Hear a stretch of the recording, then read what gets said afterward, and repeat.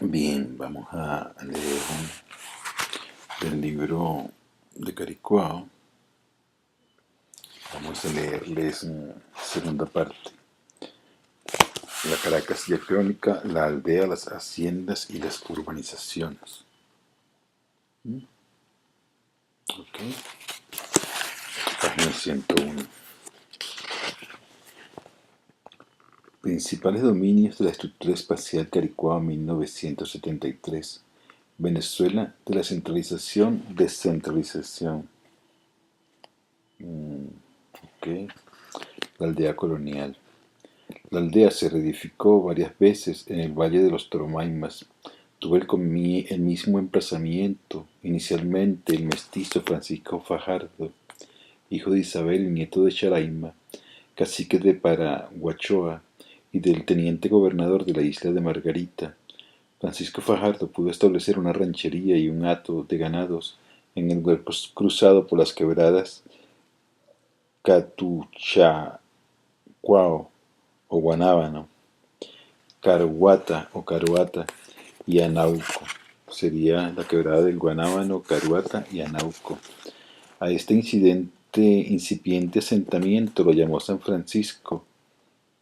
Refiere Oviedo Ibáñez en 1982 que Fajardo descubrió la existencia de unas minas de oro a 6 leguas al sudeste del Valle de San Francisco y a 14 del Collado, al mismo rumbo, hacia la legión de los indios teques, y esto ocasionó que lo reemplazaran y le quitasen los fueros que inicialmente le habían dado para hacer el poblamiento de ese lugar, otorgados en el Tocuyo por Gutiérrez de la Peña y por el gobernador Pablo Collado. Cierro comillas.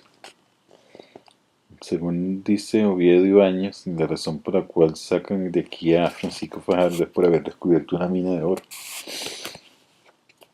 El hato de San Francisco fue destruido por los indígenas. Posteriormente se nombró a un caballero para que reedificase este venía de fundar la ciudad de Mérida y fue encarcelado en Santa Fe de Bogotá por haber hecho dicha fundación sin habérsele otorgado el permiso legal para realizarla. Nos referimos a Juan Rodríguez Suárez, también conocido como el Caballero de la Capa Roja. Suárez refunda la aldea con el nombre de la Villa de San Francisco, pero muere en combate con los indígenas a manos de Guaycaipuro. Refiere Oviedo Ibáñez 1982/1, página 31, cierro paréntesis, que otros vinieron con el mismo propósito, tales como Luis de Narváez y Pedro Miranda, pero no lograron un asentamiento estable. Posteriormente, en los años 1565 y 1566, se le otorgó a Diego de Lozada el permiso para la entrada y poblamiento del Valle de los Toromaimas. Se le dota de un ejército que sale de Occidente, el Tocuyo, Nirgua, Valencia, llega al territorio de los indios teques y, como ya lo hemos referido, junto al río San Pedro entra en combate con los indios tarmas, mariches y teques. Dice de Armas Chiti, 1967 página 31, comillas, Lozada continúa avanzando hasta Macarao, donde se une el San Pedro y el Macarao, son dos ríos, y prácticamente comienza el Guaire. Cuando se unen el río San Pedro y el río Macarao, comienza el río Guaire. Eso está en lo que hoy se llama el sector de las adjuntas. El Guaire, también el Valle de Juan Jorge, nombre hoy ya perdido. Luego, en vez de continuar Guaire abajo, temeroso de emboscada, se dirige por el Abra de Caricuao hacia el Valle de Turmero, hoy el Valle, donde se detiene.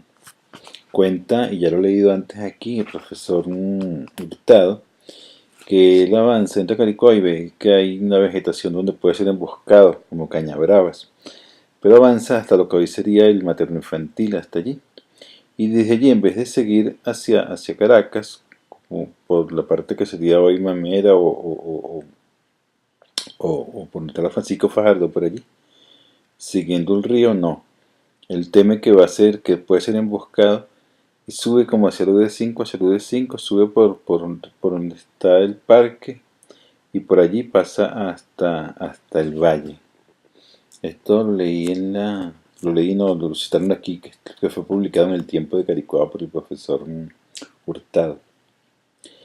Es la primera referencia de tipo geográfico que registra la historia acerca de las tierras y pueblos del cacique Caricuao, desde los inicios y desde las sucesivas fundaciones de la ciudad, que ya hemos mencionado, pero es importante ver cómo fue desarrollándose urbanísticamente la ciudad a través de la referencia que de ella hacen los primeros cronistas en las fuentes primarias, y posteriormente observar cómo surge Caricuao a partir de la expansión urbana de ese núcleo fundacional.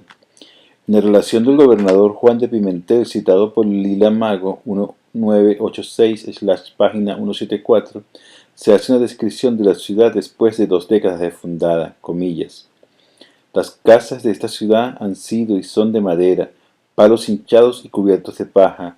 Las más que hay agora en esta ciudad de Santiago son de tapia sin alto alguno y cubiertos de cogollo de caña. De 2 a 3 años a esta parte se han comenzado a labrar 3 o 4 casas de piedra y ladrillo y cal y tapería, con sus altos cubiertos de teja. Son razonables y están acabadas la iglesia y 3 casas de esta manera, cierro comillas. Se ve que la ciudad inicia como un caserío, a pesar de que tiene una fundación allí, ¿no?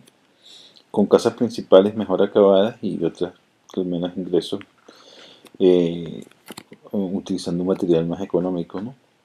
Pimentel anexa la descripción de Caracas un plano donde se observa la serranía, el Guaraíra Repano, los ríos, quebradas, arroyos, el trazado en cuadrículas de las 24 manzanas primigenias de la recién creada ciudad, nivelada y trazada su plaza, iglesias, calles y solares por Diego de Henares. Son 24 manzanas lo que conforman la ciudad que funda Lozada. Santiago de León de Caracas contaba en su diseño con una plaza mayor que servía de mercado, una iglesia sin techar, según refiere el acta de Cabildo del 16 de marzo de 1579, citada por De Arma Chiti 1967/página 41, comillas. Y conviene a la Santa Iglesia estar bien cubierta y techada. Al presente no hay teja hecha, que se mandaba y mandaron a todos los vecinos de esa ciudad hagan traer cogollo para techar dicha iglesia, cierro comillas. También tenía un convento, la ermita de San Mauricio, la de San Sebastián, la iglesia de Altagracia, la de San Pablo, primer ermitaño, y su hospital fabricados en 1580, la de Nuestra Señora de las Mercedes, fundada y refundada en 1681, por una orden religiosa. Además exigía la construcción de las casas de cabildo, porque se hacían las reuniones en casas privadas. Caracas, como la ciudad colonial, fue pobre, no tuvo el desarrollo de otras ciudades latinoamericanas que se destacaron por la producción de materias primas, bienes o servicios, o por situaciones de relevancia política, administrativa o religiosa. La economía colonial en los primeros tiempos fue de subsistencia y fundamentalmente agropecuaria. En el aspecto administrativo y comercial tampoco fue importante como Lima, México, Veracruz, La Habana, Buenos Aires, Bogotá, que fueron ciudades portuarias que se usaron como centros de embarque de las mercaderías que iban o venían en el comercio con España. Esta política económica impidió el comercio intercolonial y posteriormente ocasionó las múltiples guerras de liberación de esos países de la monarquía española. Creo que haber leído aquí que los diseños de esta ciudad no fueron hechas para que se comunicaran entre sí, sino fueron ciudades de puertos para que se comunicaran con España. La ciudad, por eso no se comunicaban tanto entre sí. La ciudad colonial es descrita por José Oviedo Ibáñez 1982-2p420 de la siguiente manera, comillas. Tiene su situación la ciudad de Caracas en un temperamento tan del cielo, que sin competencia es el mejor de cuanto tiene la América, pues además de ser muy saludable parece que la escogió la primavera para su habitación continua. Sus calles son anchas, largas y derechas, con salida y correspondencia en igual proporción en todas partes, y como están pendientes y empedradas, ni mantiene polvo ni consienten lodo. Sus edificios, los más bajos, por recelo de los temblores, algunos de ladrillos y lo común de tapias. Las casas son tan dilatadas en los sitios que casi todas tienen espaciosos patios, jardines y huertas. Hermosean las 4 plazas, las 3 medianas y la principal bien grande y en proporción cuadrada. Cierro comillas.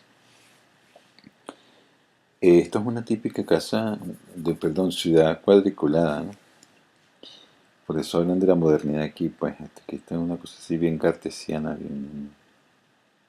Así no son las ciudades medievales, esto es una ciudad que llamaríamos una ciudad de la modernidad. Las ciudades medievales crecen por donde va pasando el buey, prácticamente por donde va pasando el comercio, tienen sinuosidades. Esto no está tan planificado como una cuadrícula. Caracas nace como una ciudad de la modernidad, según lo que acabo de leer, por los criterios y los conceptos con que se está trabajando. El establecimiento de la ciudad hacia el noreste del valle de la Sierra Grande, como le decían nuestros indígenas al Guaray de Repano, se hizo para que la ciudad tuviese un acceso más rápido al mar y pudiese obtener agua de las quebradas que bajaban de dicha sierra hacia el Guaire. La ubicación entre quebradas y los desniveles del terreno es la causa de la poca expansión de la ciudad en los tiempos iniciales. Esto obligó a sus autoridades a construir los primeros puentes, tales como el Puente Real sobre el Catuche, el de San Pablo sobre el Caruata y el puente sobre el Anauco, que unió a la ciudad con el barrio foráneo llamado La Candelaria, edificado por canarios, quienes también hicieron su iglesia en 1708. Los caminos abrieron la ciudad concéntrica hasta los límites urbanos, donde se encontraban las alcabalas y se relacionaban a Caracas con otros ámbitos. Está la calle Real que corría de norte a sur y la conectaba con La Vega. El camino de Catia unía a la ciudad con el mar. Era el antiguo camino de los indios que conducía al litoral, donde estaba el Collado, pueblo también fundado por Fajardo y que posteriormente se llamó Nuestra Señora de Caravalleda. El camino del este la comunicaba con las haciendas cercanas y otras lejanas en los valles del Barlovento, de donde venía el cacao. La Caracas del gobernador Pimentel en 1578 no tiene muchos cambios en relación con la Caracas que sufrió el terremoto de San Bernabé en 1641 y que obligó a curas y monjas a refugiarse en el camino de Catia, en el lugar conocido hoy como Los Frailes, e influyó para que el cabildo pidiese el traslado de la ciudad al sitio de Chacao, pero no se realizó por la oposición del clero de la época.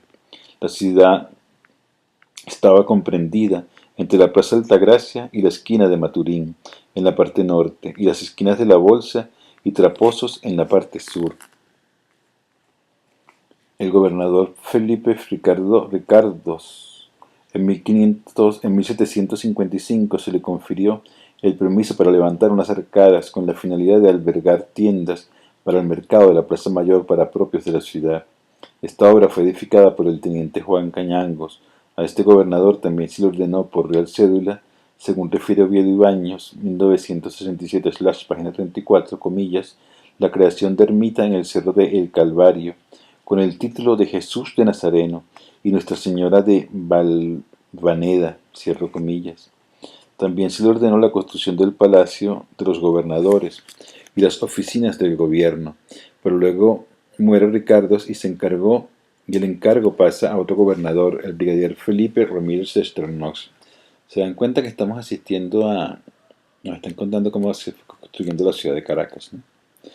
En tiempos del gobernador Ramírez, el rey Fernando VI otorgó la licencia para la construcción de la iglesia de San Lázaro y el hospital. Este fue construido en el sitio conocido como La Hollada. Ya para finales del siglo XVII, Caracas tiene su catedral desde 1673, dedicada al apóstol Santiago, con su cementerio contiguo, el Palacio de los Gobernadores, transformado ahora en el Palacio de los Capitanes Generales desde 1777, la Intendencia, la Audiencia, la Iglesia de San Francisco, la Universidad, el Convento de las Monjas de la Concepción, construido desde 1619 por Real Cédula, la Ermita de San Sebastián, que pasó a ser de San Francisco y es hoy Santa Capilla, la Iglesia de San Pablo, primer ermitaño, la Iglesia de la Santísima Trinidad, actual Panteón Nacional, los conventos de las Carmelitas, los frailes dominicos, franciscanos, el ayuntamiento, la cárcel real, la tesorería real, un coliseo o corral de las comedias, mencionado posteriormente por Humboldt en 1800, y los almacenes u oficinas de la Compañía Guipuzcoana, que daban cuenta del nuevo rumbo que tomaba la economía productora de tabaco bajo el régimen coercitivo que impuso la Casa de Contratación de Sevilla, que empezó a fijar precios y a monopolizar el comercio del tabaco en el país. Caracas mantuvo su fisonomía urbana casi inalterable durante 300 años aproximadamente. Era una ciudad con un casco urbano colonial rodeado de haciendas, sobre todo hacia el este, donde topográficamente el terreno se explaya en una gran llanura bañada por las aguas del Guaire, y hacia el sureste, donde se junta con el río San Pedro, en el sitio conocido como Las Adjuntas. Esto permitió la existencia de numerosas haciendas en la zona, donde confluyen hoy, además de los ríos, las parroquias Macarao y Antímano, Caricuao, La Vega y El Paraíso, afirma la profesora Lila Mago de Chopite, 1986, página 12, comillas. En Caracas, la estructura urbana de origen colonial se mantuvo con escasas modificaciones hasta bien avanzado el siglo XIX, cuando bajo el gobierno del general Guzmán Blanco se introducen las primeras transformaciones urbanas, tanto en el plano físico monumental y de servicios como en el cultural y social.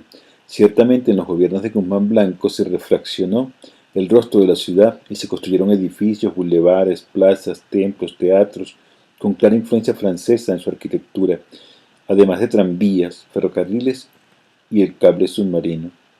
El convento de las monjas de la Concepción se fue demolido en 1874 y en su lugar se construyó el Capitolio Federal, sede del que fue inaugurado el 3 de febrero de 1877. En su parte sur se hizo una placita con la estatua de Guzmán y se remodeló la fachada de la Universidad, del convento de San Francisco, y se adoquinaron con piedra pulida las calles que rodeaban el Capitolio, convirtiéndolas en bulevares a la manera parisina. Se derribó la arquería hecha por el gobernador Ricardos. La plaza mayor, que fungía también como mercado, fue transformada en Plaza Bolívar y se colocó en 1874 una estatua ecuestre del libertador Simón Bolívar, esculpida por el escultor Adamo Tadolini.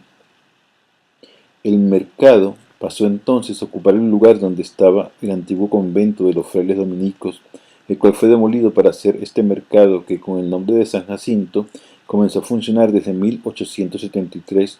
Luego estuvo allí la cárcel municipal y hoy es la Plaza del Venezolano. El lugar donde estaba el templo de San Pablo se construyó un teatro llamado Teatro Guzmán Blanco, el cual se inauguró el 4 de enero de 1881. Refiere José Veloso Sat, 1976/88, que en este monumento, comillas, se estrenó la obra El Trovador de Giuseppe Verdi, y posteriormente en ese mismo teatro doña Teresita Carreño interpretó su himno a Bolívar, Saludo a Caracas y el Vals Teresita. 4 años después de la inauguración, dicho teatro es el actual Teatro Municipal. La otra de las obras que hizo el gobierno guzmancista en sus múltiples periodos fue la creación de un paseo en la colina del Calvario, donde existía desde la época colonial la capilla hecha por Ricardos. El Paseo del Calvario fue inaugurado en 1873 conjuntamente con el acueducto que traía el agua de Semacarao a través de tuberías de hierro en un recorrido de 26 kilómetros. Posteriormente, en la segunda presidencia de Joaquín Crespo, 1893-198, se inauguró el Arco de la Federación en 1985, el Viaducto Unión, el Túnel del Calvario en 1896, la iglesia de Pagüita, la capilla de Lourdes, el observatorio Cajigal, las residencias particulares Santa Inés, frente a la estación del ferrocarril Caracas, La Guaira, Miraflores, que es en la actualidad el Palacio Presidencial. Respecto a las edificaciones, Guzmán ordena construir la iglesia de la Santísima Trinidad y reconstruir la iglesia de la Santísima Trinidad y la convierte en el Panteón Nacional. Voy a subrayar que dice aquí: el Paseo del Calvario fue inaugurado en 1873 conjuntamente con el acueducto que traía agua desde Macarao a través de tuberías de hierro en un recorrido de 26 kilómetros. De hecho, todavía en San Pablito se ve la acequia, está allí, arriba en el parque, ahí también está en el Paseo del Calvario se ve todavía parte de esto. Pero lo importante es saber que en las montañas de Macarao se acumulaba suficiente agua como para pretender, a pesar de que el Guaira estaba sano, a pesar de que estaban sanos las aguas que bajaban del Guaraíra, eran aguas sanas y limpias para esta época, se traía agua desde Macarao hasta Caracas. Esto explica por la responsabilidad que tenemos en Caricoa para cuidar nuestra agua. O sea, somos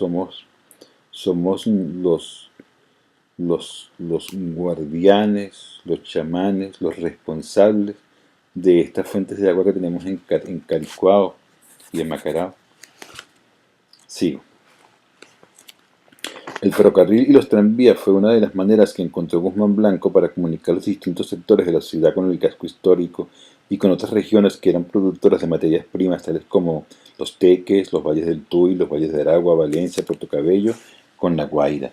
La idea de Guzmán era conectar a Venezuela como productora de café, cacao y otros rubros agrícolas con el comercio noratlántico. Y para ello se intentó vincular los centros de producción agrícola con los puertos. Esta idea no fue exclusiva de él porque como proyecto surgió en la presidencia de José Gregorio Monagas, 1854, quien decretó la construcción de un ferrocarril con la ruta antes descrita hasta Puerto Cabello, pero no se concretó. El de La Guaira estuvo planteado como una necesidad desde la época de la independencia. Ya para 1824 la compañía colombiana Mines Association hizo un estudio para ver si era posible construir un muelle en La Guaira y un ferrocarril que conectara este puerto con Caracas, pero salía muy costoso. Hubo otro intento en el gobierno de Falcón, pero fue infructuoso. El ferrocarril Caracas-La Guaira finalmente fue construido por la compañía inglesa de La Guaira and Caracas Railway Company Limited, con mano de obra y técnicos fundamentalmente venezolanos, dirigidos por el ingeniero Jesús Muñoz Tebar. Fue inaugurado el 25 de julio de 1883 por el presidente Guzmán Blanco. Para 1884 se puso en funcionamiento el ferrocarril Maiquetía-Macuto y se empezó a construir el de Caracas-Antímano. En 1885 se inauguró el ferrocarril Puerto Cabello a Valencia y el ferrocarril central de Venezuela que conectaba a Valencia y Santa Lucía a través de los valles del Tuy con Caracas. Este ferrocarril fue operado por la compañía alemana Gross Venezuela, Eisenbach-Gesellschaft. Las distintas compañías que se establecieron en Venezuela construyeron las vías con un patrón unificado de anchura de las vías férreas, se atendieron solo a su contrato específico, por ello no hubo una unificación territorial a partir de este medio de transporte. Internamente, Caracas estuvo comunicada al comienzo de la época gumancista por coches que llamaban Victoria. Los había de dos tipos, el de lujo y el de número. La gran innovación desde el punto de vista del transporte masivo fueron los tranvías de caballos. Desde 1882 comenzó a operar dicha modalidad en la ciudad a través de la empresa Tranvía de Caracas. Aprovecharon las interconexiones de puentes hechas desde el gobierno gumancista para comunicar el centro de la ciudad con el sur y con el suroeste, tales como Puente Hierro, Puente Curamichate, Puente Restaurador, Puente Paraíso, que prolongó la calle sur desde lo que hoy es Quinta Crespo hasta la nueva urbanización y recibió el nombre de Avenida El Paraíso. La compañía Tranvía de Caracas comunicó el centro de la ciudad con Antímano e hizo la interconexión desde 1805 con la estación que el Ferrocarril Central de Venezuela tenía en Antímano. Esto es bueno para la historia de Caricuao saberlo, porque esto es lo que nos está... Ahí estamos, ¿no? La compañía Tranvía de Caracas comunicó el centro de la ciudad con Antímano e hizo la interconexión desde 1885 con la estación que el Ferrocarril Central de Venezuela tenía en Antímano. La intención de esta compañía, conjuntamente con la Asociación Capitalista Sindicalistas del Paraíso, no era solamente encargarse del transporte, sino la de urbanizar el suroeste, y para ello compró la hacienda de Caña y Trapiche El Paraíso, de donde surgió la urbanización del mismo nombre, con residencias para la clase alta, construidas bajo la dirección del ingeniero Alberto Smith. Los tranvías eléctricos desplazaron a los de tracción animal, que dejaron de funcionar en 1905. La compañía de tranvías eléctricos de Caracas, inversionistas extranjeros, hizo las rutas de Hospital Vargas, San José, La Pastora, Parque Carabobo, Puente Hierro, Palo Grande, Catia y el Cementerio durante 40 años, y después fueron sustituidos por vehículos automotores a partir de octubre de 1907, cuando comenzaron a llegar los primeros automóviles a Caracas. 1907, fíjense en esta fecha. Piensa en 1907, fecha, estaciones de extracción de petróleo. Mm, Está cambiando el modelo de pasar de transporte masivo a transporte privado a transporte unifamiliar.